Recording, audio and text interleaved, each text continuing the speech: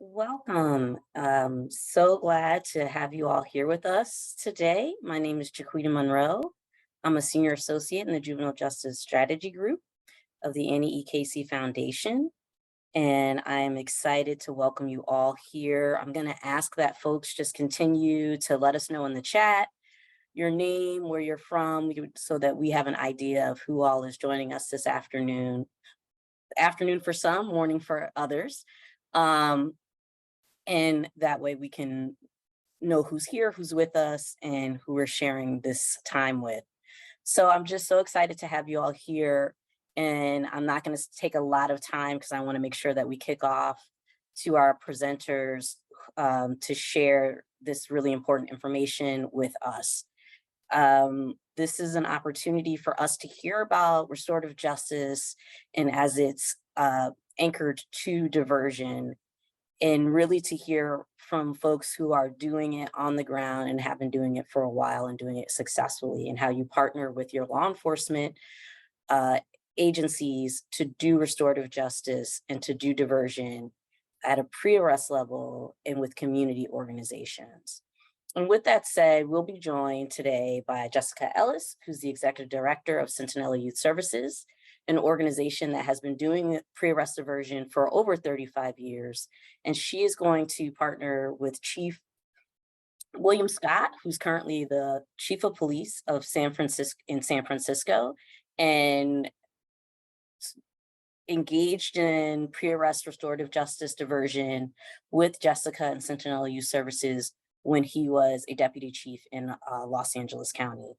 And so with no further ado, I'm going to turn this over to Chief Scott and Jessica, and they're going to take us through some slides.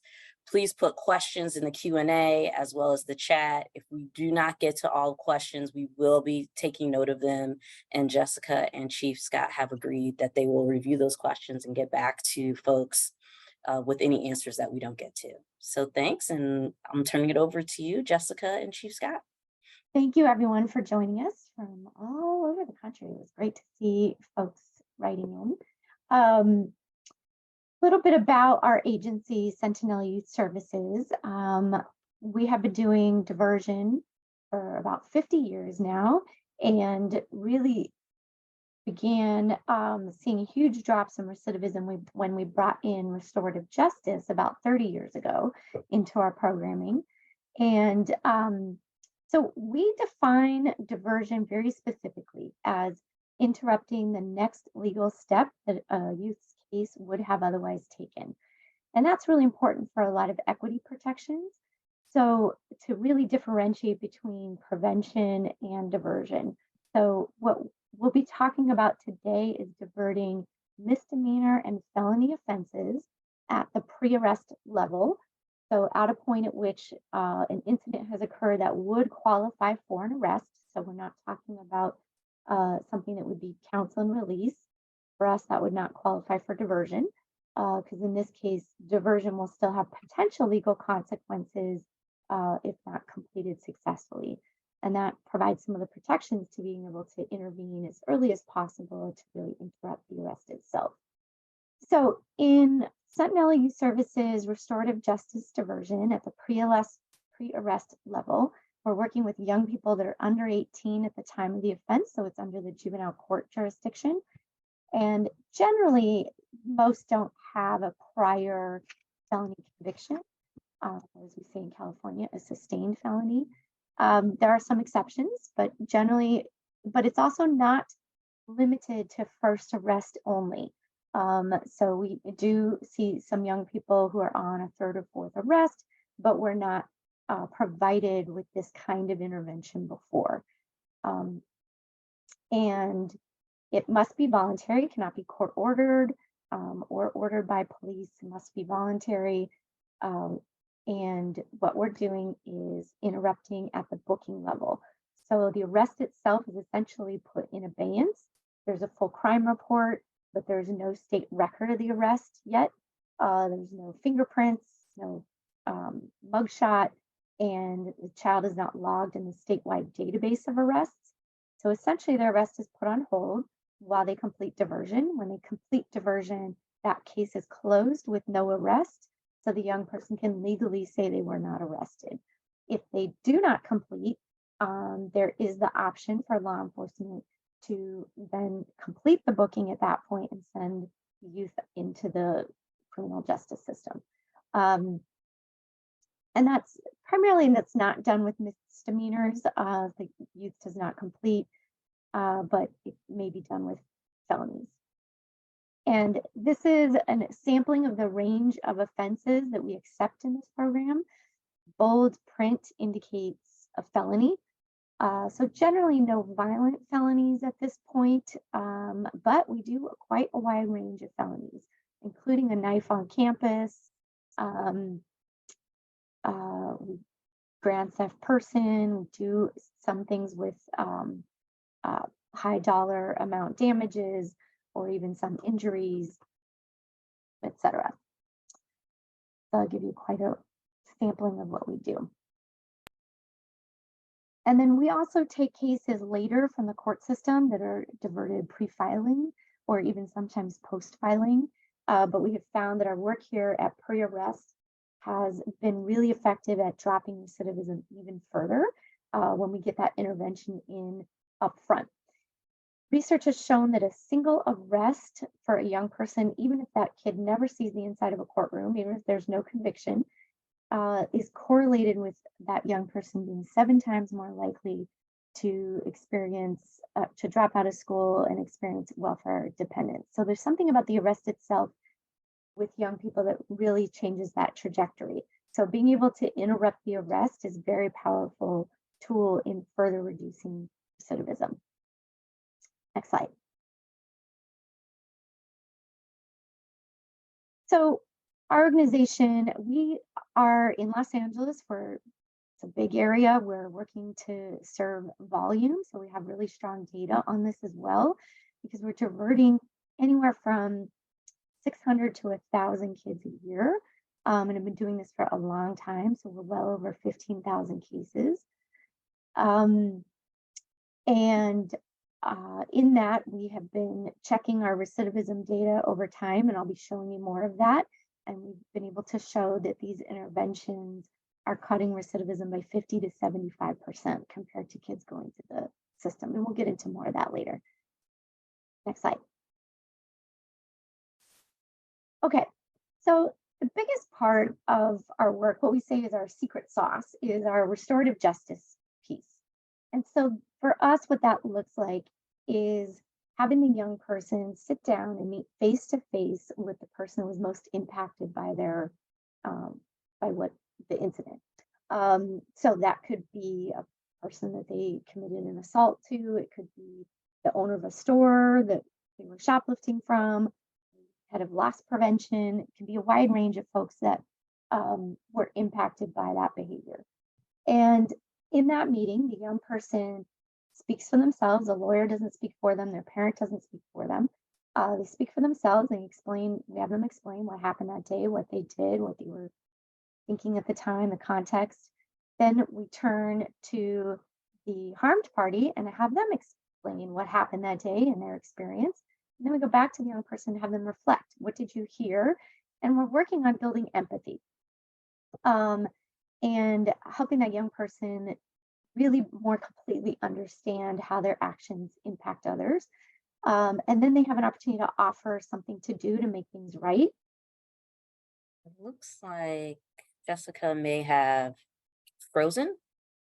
So Chief Scott, do you think you can pick up the slides? Yes, and yeah, Jessica's frozen on my screen as well. So I do want to just kind of comment on a few things that Jessica brought in, particularly on this part about the restorative process and the person who has been harmed.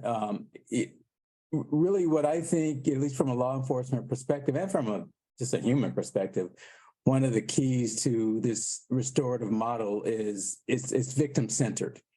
You know, I know, and I'll talk about this a little bit later when I talk about, you know, how we went into this with Tinela Youth Services when I was working for LAPD. But one of the things that I want to emphasize, and you'll hear me say this over and over again, it has to work for everybody. It has to work for the child, the youth. It has to work for their family, their parents or their guardians. And in particular, it has to work for the victim, the person who's been harmed, because if there's no balance there, I believe that the model breaks down, and then you have resentment, you have dissatisfaction with the whole process. So I really want to emphasize that, and I know we'll talk a little bit more about that later in the program. So Chief, if you don't mind, there was a question in the chat that you might be able to address. How do you who's determining eligibility for the diversion based on the offense? Is it a statutory change, or was this just by a policy that you all came up like with the police department and with Tinela, or was there a change at a higher level? I mean, we know in LA County now, well, some of us know, not everyone, that LA County has actually made a statutory change in who is eligible for pre-arrest diversion. But just speaking historically, how did you all get to that place in determining what young people would be eligible for this type of change? Yeah, that's a great question, Jaquita. So and I'll answer this, but let me go ahead and say it now. When we were putting this pilot together, all the stakeholders, the Centinela Youth Services was the community, provider, if you will. We had LAPD at the table, at the command staff level. Again, I was a commander, then deputy chief when this thing really got going in Los Angeles. We had the chief of juvenile probation from the district attorney's office. We had the chief of juvenile probation for the public defender's office. We had juvenile probation at the table. And there were actually other police departments because of the way it was modeled. Like the Compton School Police was a part of it. Inglewood PD was a part of it, which surrounds South LA where I was assigned at that time.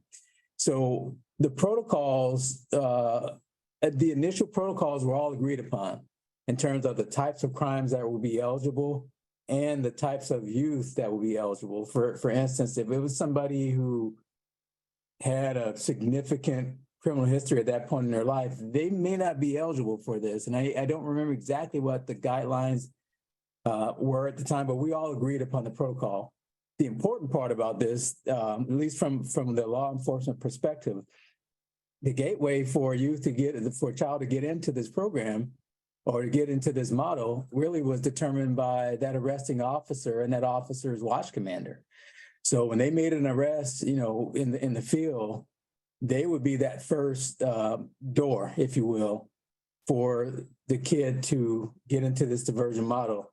The youth had to agree to it and the youth's parent had to agree to it. But the watch commander would look at everything that I just mentioned and then make a determination. And, at that time, we were pretty consistent, I believe, with because we had a good set of protocols and guidelines. It wasn't a mandated, legislation or anything like that.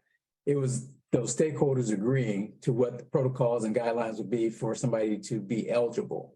And so that worked out well. I mean, it didn't come without its, trials and tribulations in terms of really getting that very smooth, but it did work out well when we started out.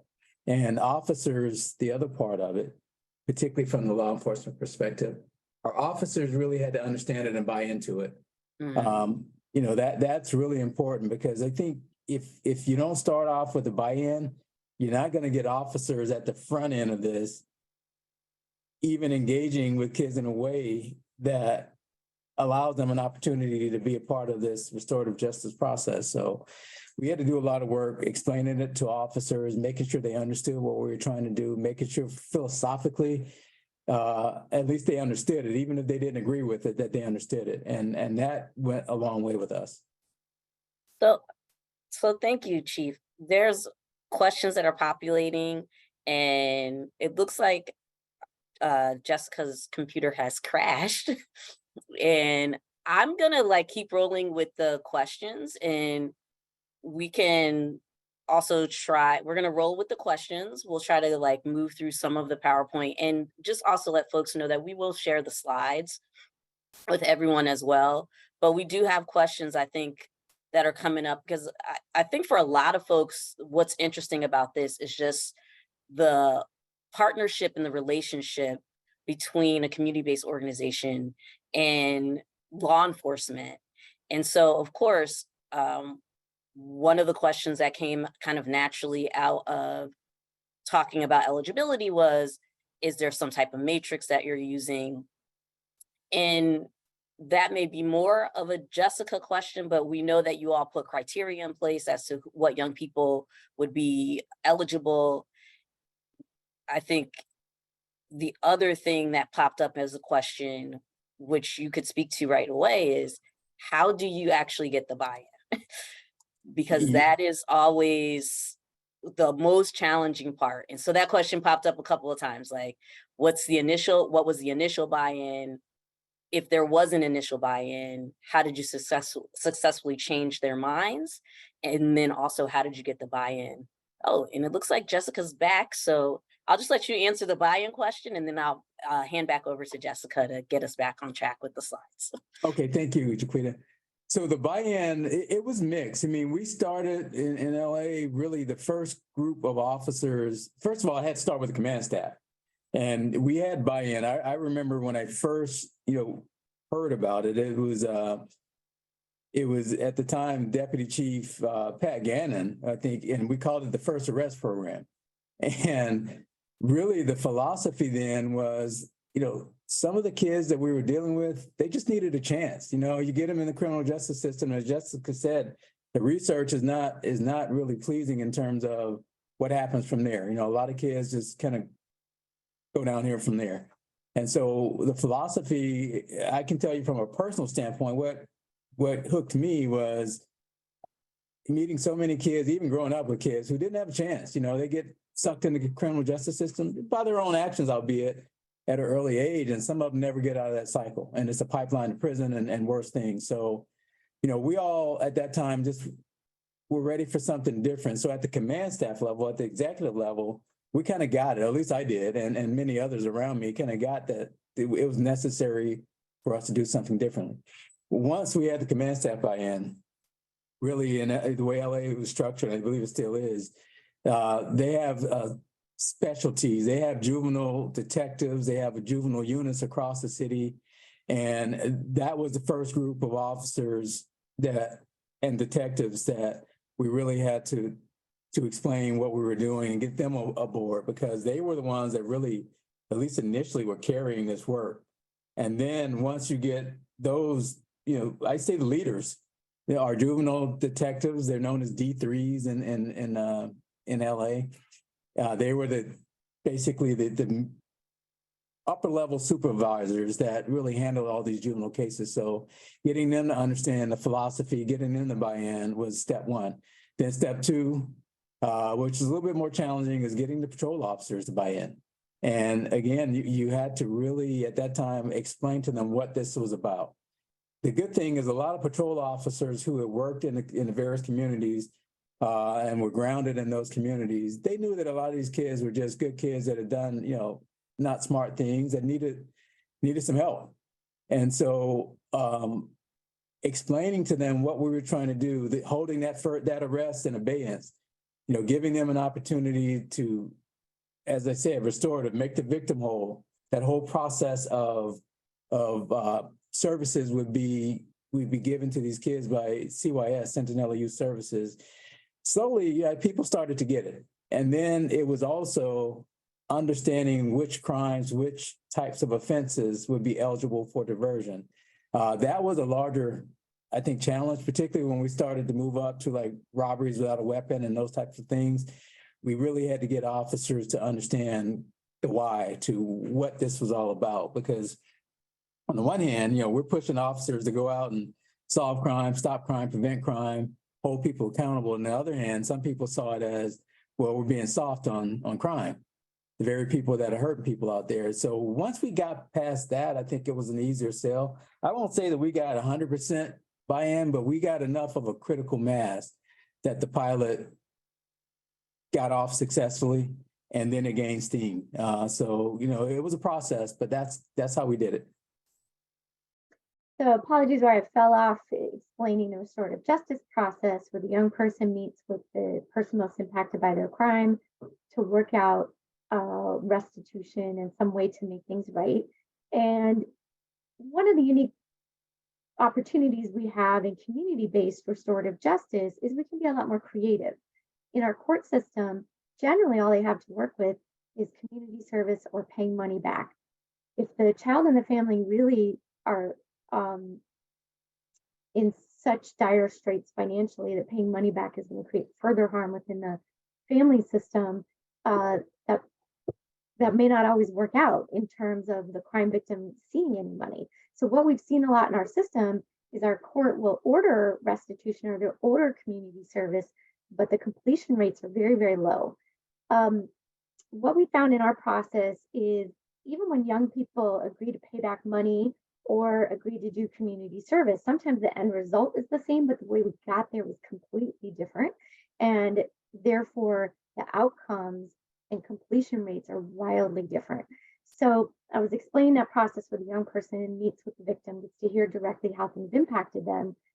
So in those situations, when we end up with a young person agreeing to do community service, they're completing that service at 6 times the rate than if it's court or probation ordered. Part of that is because now they've connected it to a person that they built empathy with and made a personal connection to. So when we ask kids who've been ordered to do community service, why are you doing it?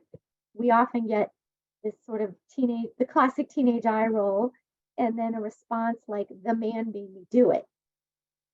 An authority figure ordered it. They just don't make the connection to why they're having to do it often. But once they've met with the victim and we ask them, why are you doing community service? We get a really meaningful answer back. Oh, because I messed up Mr. Smith's store and that's how he feeds his family and graffiti scares his customers away. They really get it. And so they complete those agreements in full 86% of the time and partially another 9% of the time. Where it's other life factors getting in the way of completion. So it's a very low rate of just not completing their restitution agreements. Next slide. So external independent study of our program versus kids going through the normal court process found our kids were completing community service 6 times the rate, but paying restitution at 166 times the rate. So really what was happening, because our kids aren't paying that much money, because now that the victim has met them, empathy building goes both ways. So often the victim will say, okay, fine, I don't need money. I can see this as a single mom with 3 boys on her hands. Forget it. How about we do something else instead? And we can get really creative. We had one kid replant flowers in the neighbor's yard after he damaged her property. So we can get really creative with those things. And the victims will also be much more reasonable in their negotiations. So here's data from our local system that we got through the probation department and through the district attorney or prosecutor's office. So top row are kids who have been prosecuted and are confined. So our prosecutor's office reported that in a year of all the kids that they had prosecuted, 2/3 had been prosecuted before. So seeing the inside of a courtroom did not change that behavior.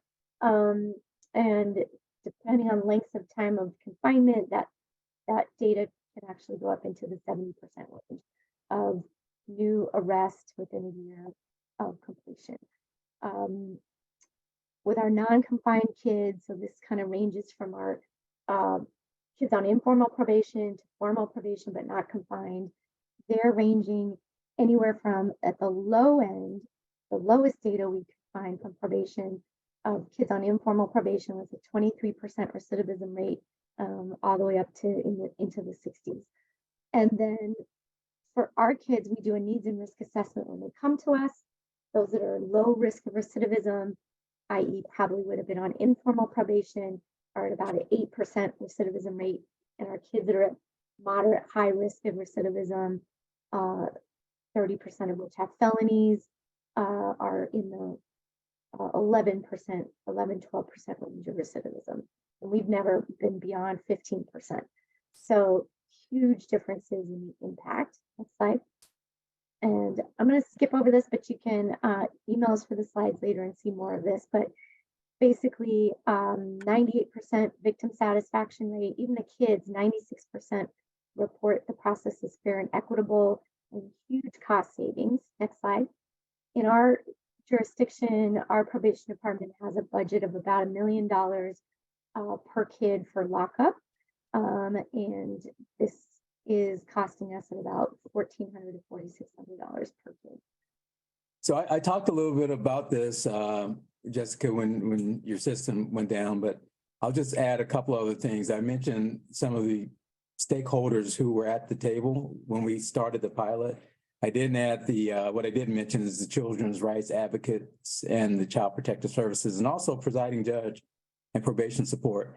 We would have periodic meetings with the presiding judge of the juvenile court, and that was, in my opinion, was really important because everybody was on board. I think everybody agreed that we needed to give this a try, and that at least for LAPD, it was something different that we felt was worth the work and worth the investment in our time, and to make a difference in the community and in the lives of these kids and their families. And again, going back to the victim, that it was victim-centered was really important. So we all had to be on the same page, at least philosophically. And I think that's a really important point for anybody who is doing this work or anybody who is trying to do this work. You don't have to agree on every intricate detail, but I think philosophically, we all have to be at least in the same ballpark. And in this case, I believe we were. To me, it was a win-win-win. It was win for everybody in terms of what we were trying to do and how this program was structured to get us there.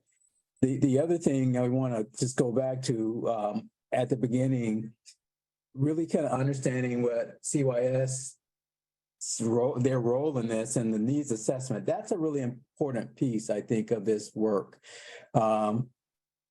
Every child is different, every family is different, and when the needs assessments are done, and then the services tailored to what that person needs, that youth needs, I think, to me, I don't know what the data shows, but to me, I think that's part of the reason why you see what you saw in the 2 slides ago in terms of the lower recidivism rates.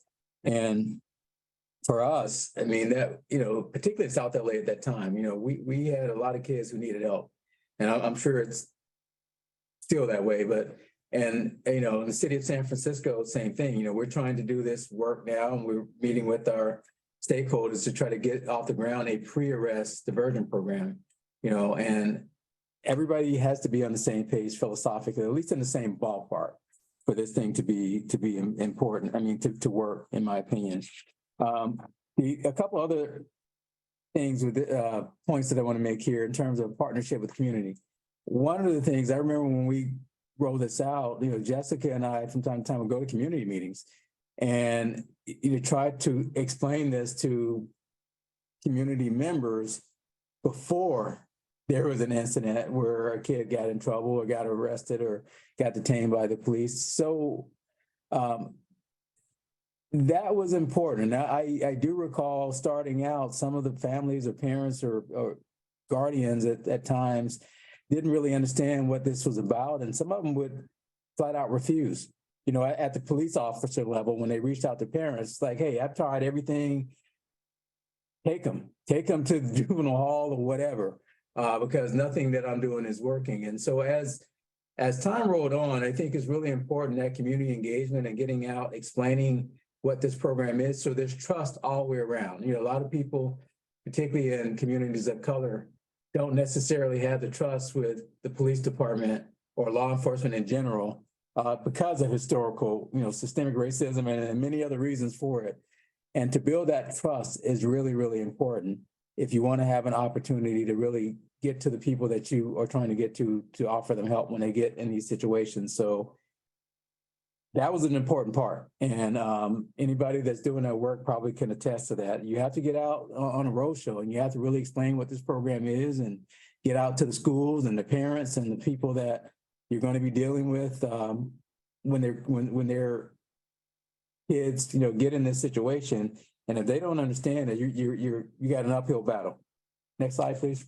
So the multi-agency collaboration, I mean, I think this is the strength of what a healthy diversion program has to have. It has to be multi-agency. It has to have multiple components. No one agency can carry this by themselves.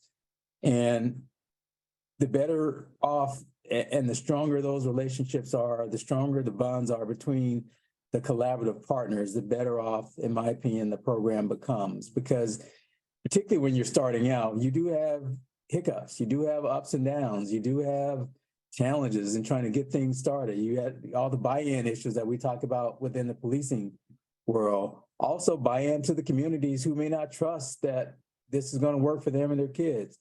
And then trust between agencies.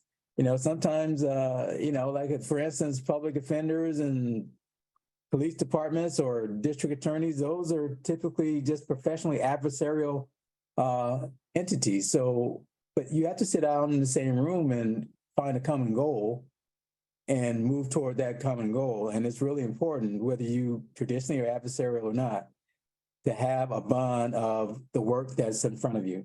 And I think that's a really, really important piece. And I'll turn it over to Jessica for further comments on that. Yeah, thank you. The other thing I want to uplift for any community-based organizations in the room is often I've seen nonprofits be very deferential to the system partners in the room, like the presiding judge of juvenile court, and sort of letting them take the lead. But they're not necessarily experts in diversion, and they're not necessarily experts in youth development. So really for CBO partners that have the community-based credibility, really coming to the table as an equal partner and stepping into your own power as experts in your community and what your community needs and what your kids need is really important. We just walked into these meetings and asked these chiefs of police and heads of the court system to come to our collaborative meetings. And we led them as this teeny little nonprofit with 12 staff. And it was amazing how they let us do that. You know, we came in with the data, and data is also really critical to getting past any philosophical debates. So often what you'll see is community-based partners working with community might be coming from a much more progressive mindset. A lot of folks in the court systems and law enforcement are coming from a more conservative mindset. And one of the ways you get past all that cultural differences and political differences is the data. It really just helps cut through that stuff. Okay, well, we all believe one way or the other is better for handling crime, but let's look at the data and what actually works to handle crime. So that really helped us. I want to point out we have 2 tip sheets we're going to put out.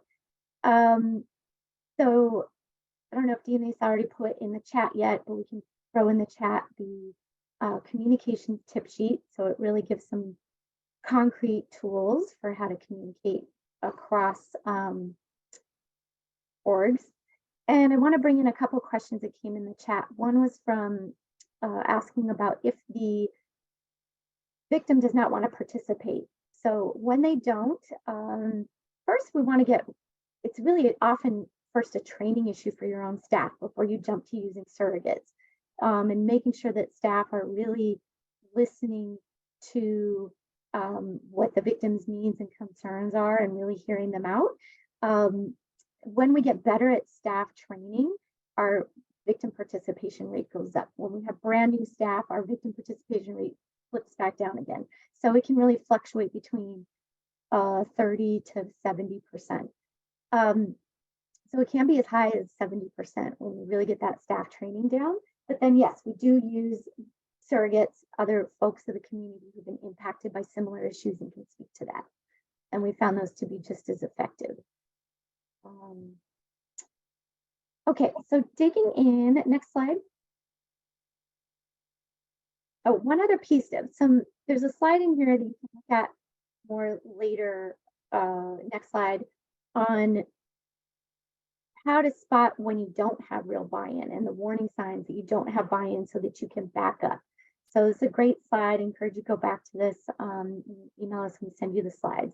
But one thing I wanted, most of it's self-explanatory, except for sabotage referrals. So when there really isn't buy-in, we have occasionally seen sabotage referrals, meaning someone will purposely send a case that is way too serious and not appropriate for diversion to prove that it doesn't work. And they're not frequent, but we would get about 1 or 2 a year. And sometimes they would think they were doing that and we were able to really turn around things with the kid. but you do need to, we learned we had to really screen what was coming in. And there's a couple times where we call back and say, you know what, this case is really not appropriate for diversion. You know, maybe broader public safety issues, etc. So that is something to look out for. And so we also asked our chiefs, don't order this to your officers in the first year. Don't make it mandated. We really wanted a chance to go through roll call meetings and build genuine buy-in for this. And then in the second year started to follow through with watch commanders questioning, okay, how come you didn't refer this one to diversion until we, and then starting to get into accountability measures later. But giving that time for real genuine buy-in. Okay, next slide. So next slide. So you want to look at equity in your area. Who is locked up in your jurisdiction? Yeah, you can stay there. So in LA, 100% of the kids in our lockup facilities are from low-income families. I grew up in a middle to upper middle class neighborhood, and I will tell you, I had a lot of kids in my neighborhood committing crimes, but their families could also not only afford attorneys and good attorneys, but they also had social capital. They could call up the mayor, or they were friends with the police captain. So that social capital gets used by families with means. And so, and research has shown that kids in lower income neighborhoods aren't the only ones committing crimes. But we definitely have major disparities in who ends up going. And so we started diversion program. If it's not done with intentionality, typically the diversion program will be used easily for upper income kids. And we even experienced this with some folks in Los Angeles who said, okay, we're going to do diversion. They said, okay, great, let's go do it on the west side. And it was seen as those kids deserve it, or those kids will be safer. Let's not do it where these kids over here are more serious and too hardcore for diversion. And we've heard that kind of labeling of neighborhoods a lot. And so we specifically started our work where kids were being arrested at the highest rates and were being disparaged as being not worthy of diversion. And we would only do it there. And that was where we got our data and we were able to prove it. So really focusing in on disparities and using the data to drive where you're doing this is important. And we also would see a lot of over usage of police in certain neighborhoods. So we would see cases come in for really minor behaviors that really shouldn't even be involving police, but typically a school or a group home had a policy where they were calling police for things that in other neighborhoods no one would call police. And so we would come in and say, no, we're not going to do diversion for this kid who sprayed shaving cream on the grass and it just dried out and disappeared. We don't need police contact or diversion for that. And so we would do screen cases that needed advocacy for where there was over usage of policing. And LAPD was really great in partnering with us on data and helping identify who was overutilizing police. Next slide. And Chief, did you want to hop in there on anything around data? Yeah, I know, and this will come up later in one of the, I think, 4 slides from now, but you know, LA at that time had a very robust accountability program called CompStat. And that's where the captains of every station or of every command actually would come in and be questioned about by the chief's level, and sometimes the chief of police themselves on a range of issues, and diversion, particularly in South LA at that time, was one of the things that we would get questioned on. And you know, that accountability in terms of just making sure that we were doing things as the model and the agreements that we had made with our collaborative partners. We were doing things the way we were supposed to, and that's important in terms of holding yourself as an agency accountable. And you know, like I said, it wasn't without its ups and downs and its hiccups, but at least we had a system to discuss those hiccups and determine, as Jessica mentioned, you know, what might be self-inflicted as opposed to just, hey, this is something that we didn't anticipate that we now need to tweak. And so also with the data, you started to really dive into the data in terms of who was being diverted, you know, the disparities of who was being diverted. South LA is still, at that time, it still is basically the majority community of color. And then you saw disparities within those groups. So understanding that and understanding the why and trying to get to the root cause of those issues to address it is really important. And without an accountability process, those things don't happen by accident, you know, and so for anybody that, you know, is doing this, it's really important that, at least from a policing standpoint, that you have those processes, accountability. And I just want to touch on one other thing. I remember, you know, being in those collaborative meetings that really Centinela Youth Services used to not only chair, but run the meetings and bring all these collaborative partners, multi-police agencies, the prosecutor's office, the public defenders, advocacy groups. And those meetings also were another step of accountability in terms of keeping ourselves as a collaborative accountable to our goals and our missions. So we would bring those issues to the table. And if somebody had an issue with something that was going on, they would bring it to the table. So that was a really important process in terms of getting this off the ground as well. Yeah, thanks, Chief. And also at that table, we did a lot of work to power balance at that table. So in our early days of starting this off, there would be really healthy debate. Well, throughout, we made sure there was healthy debate. So for example, in the early days, there were two head deputies, a head deputy at the district attorney's office and a head deputy at the public defender's office. And they would go toe to toe, debating stuff as we were deciding, are we going to expand to sexual batteries? Are we going to expand to second and third time offenses? Are we going to expand to kids with some gang involvement? And then there was turnover in the public defender's office, and they were without a head deputy for a while. And so they started sending people that were lower in rank. And when they would come to the meetings, they would not speak up against this district attorney who had a higher rank than they did. And they were very quiet at the meetings, and we started to have a power imbalance at the meetings. So we would, because for every meeting, we would call around, figure out who was RSVPing and make sure we had a balance at the table of perspectives. So we had to call up the chain of command at the public defender's office and get them somebody who was going to be able to speak up and at least keep a balance of power in our decision making, because everything was consensus building and one voice at the table was getting too loud. And so that's an important piece around good collaborative meetings as well. There's another question. Someone asked, could you speak to the role of public counsel in educational rights? A lot of the kids that we were seeing, not only were they with us for diversion, but part of the whole school to prison pipeline, they were getting shoved out at school or their educational rights were being violated. Really, we saw massive educational rights violations through a lot of the kids that we were seeing. And so we had to have a relationship with public counsel and some others to be able to look at our kids' educational rights and support that and help educate families on their rights.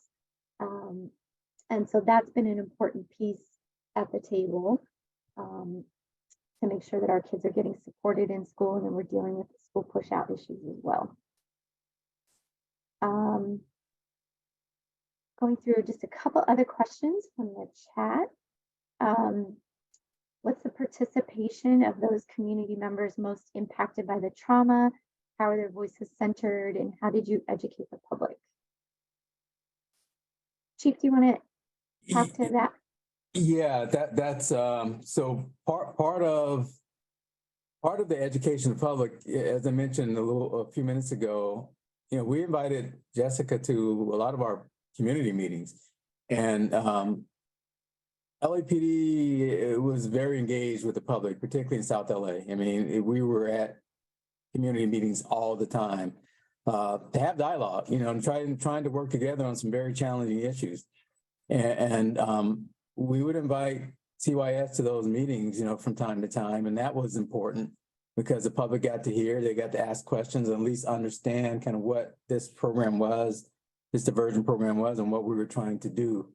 And I think that was helpful, but and it has to be ongoing, you know, it can't be a one-time, one-shot deal, but even when CYS was not at the meetings, you know, we advocated for this program because we believed in it. And so at a time where we were trying to impact, you know, in a positive way and reduce crime in those particular communities, and at the same time, reduce the amount of particularly youth getting embroiled in the criminal justice system, it was the right thing to do, and it still is the right thing to do. So we had to really let the people in the communities know what we were trying to do. You know, there were crimes that, of course, diversion was not the right course of action for, because we had some very serious crime in those communities, you know, murder, shootings, armed robberies, and the like. So those weren't divertible crimes, but, you know, some of the other things that, like we saw in previous slides of what was eligible, you know, that was a way to address some of the needs, that the root causes, I would say.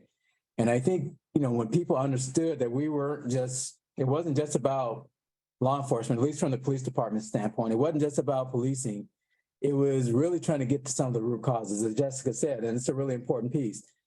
There were so many young people that I ran into along the way when I was a detective and investigating, you know, whatever types of crimes, or a sergeant or officer in the field, where there was that link to gaps in education. You know, a lot of those kids should have been on IEPs and they weren't getting those services. So it wasn't just the law enforcement and the criminal justice system. It was really trying to meet this child and their families where they're at.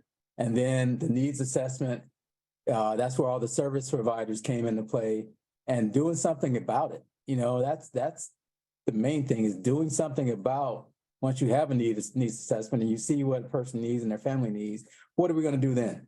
Or else we're just spinning our wheels. So it was really important to get out there and promote that, and have people understand really what we were trying to do. Yeah, and then also within the restorative justice process, when the victim comes to the table to meet with a young person, they can ask for whatever they want to ask for things to make things right. And then we negotiate from there, but they get a chance to really say how this impacted them. They do a reflection time, so the young person has to reflect back what they heard, so we make sure there's understanding built between them. It's much more impactful than just a victim impact statement in court, which is a very one-way process. Can I add one thing? And that's really important, yes, because when you're working in a community, you're also speaking to the victims when you're out talking to communities. So if people who have been victimized or in the future become victimized, it was really important for those folks to understand what this was and what we were trying to do as well. Because it has to work on all sides. And that's a really important point. You know, understand a lot of kids, and you know, they were committing crimes in their neighborhood. So some of these were neighborhood kids who were known to the victims. You know, not all, but some of them were.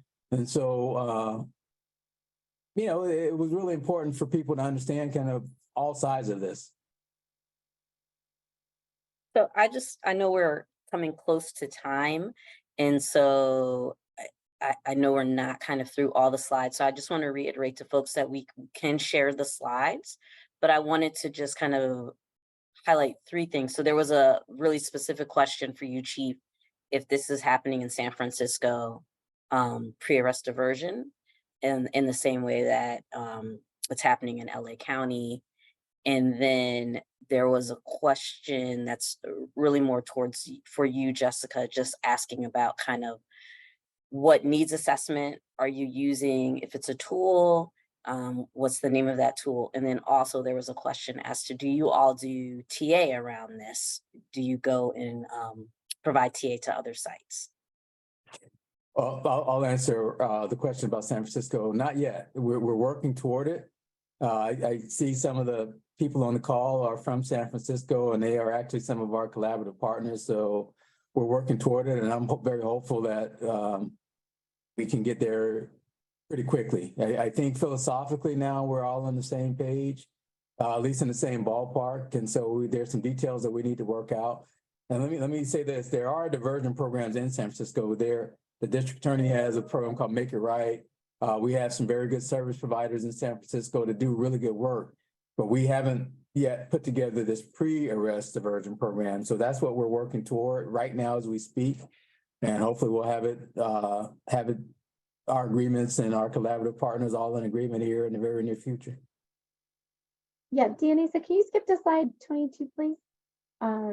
Skip forward. And to our needs assessment that we're using as a needs and risk assessment is called Youth Levels of Service / CMI. Youth Levels of YLS / CMI. Youth Levels of Service / community. I'm sorry, I'm forgetting what the last part. Case management inventory. Through MHS is the name of the company.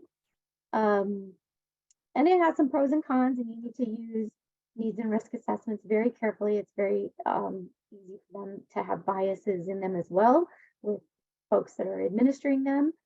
So that's we can get into a whole thing on that in the future.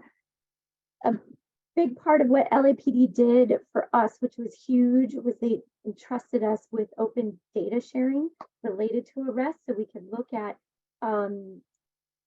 who was arrested, who was diverted, and look by race, ethnicity, gender identity, and location. So that really helped us look at and being able to work with specific stations to make sure that diversion was being done equitably. And to answer another question in the chat, one of the ways we also looked at important data to figure out which population to start with was we looked at the zip codes of the kids that were incarcerated.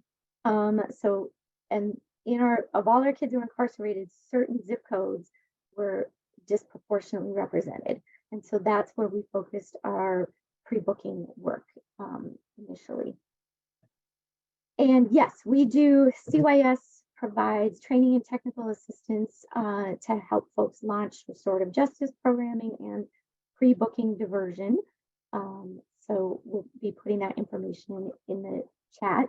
And also, thank you, Danny. So it's going to put in the chat right now a tip sheet on what kinds of data to collect.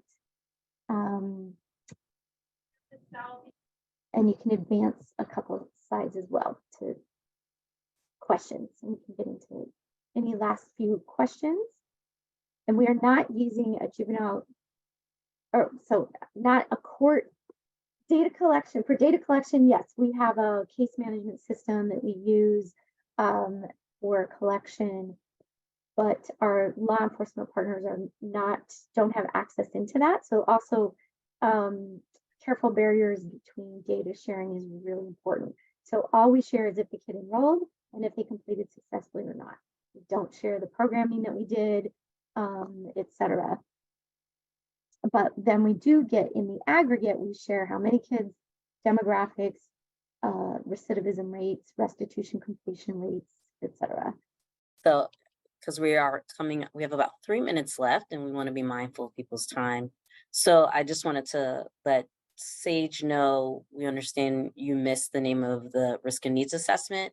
We will kind of go through and look through the chat and look at questions. And as I said at the start of the presentation, Jessica and Chief Scott have agreed to respond to any questions that didn't get answered, and we can share that back with participants. There was another specific question about Washington, D.C.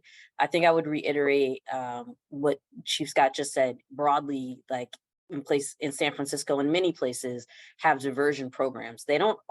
Many places don't have pre-arrest diversion programs, but part of what this webinar is to have folks get some ideas on how you can build those relationships, start to put together kind of collaborative groups that are interested in moving in this direction of having pre-arrest diversion and not, but many places do have diversion programs. It's often happening after an arrest has occurred. Sometimes it's through the courts, through probation offices, and not often I think, as unique as this, as a community-based organization that's really leading the diversionary efforts in partnership with their law enforcement. And so I just want to again thank Chief Scott and Jessica. Thank you, Jessica, for hopping back on. There were some technical difficulties, but we rolled through, and we appreciate you hopping back on. We definitely appreciate you, Chief Scott. We know you're busy, for just taking this time to give us this hour to have this conversation. So very appreciative.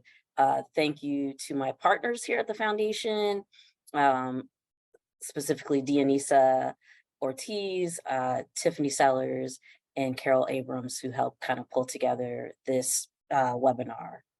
And we will kind of address as many questions as we can. We'll share out slides and tip sheets.